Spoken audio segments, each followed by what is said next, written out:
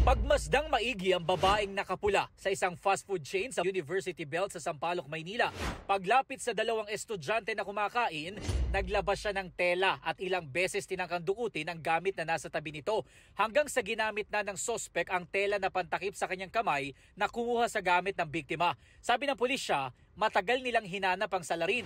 Sakto naman na nagkaroon sila ng anti-criminality operation sa Lacson Avenue kung saan nila naaktuhan ang babae habang nagsusugal.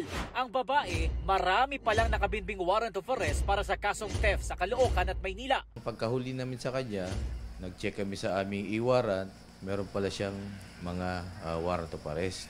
So 5 warrant of arrest. Marami pa siguro kasi ang balita namin mas meron pang ibang warrant of arrest dyan, kaya lang nakapagpiyansa na siya.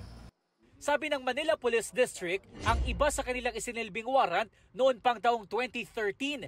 Nagpalipat-lipat umano ng lugar ang 56 years old na akusado at gumamit din ng iba't ibang pangalan. Pangunahing target daw talaga ng babae ang mga estudyante sa University Belt kung saan maraming beses na rin siyang nakuha ng CCTV. Yung mga iniiwang gamit na nasa ibabaw ng mesa, sa mga upuan, tinatabihan niya yan. Tapos pasimple niyang kinukuha yung mga gamit.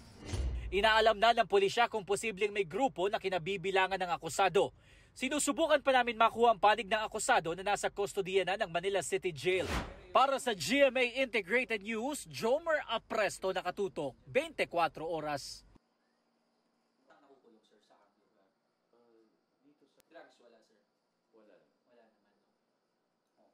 Pero madalas siyang nakukulong sir sa lugar. Dito sa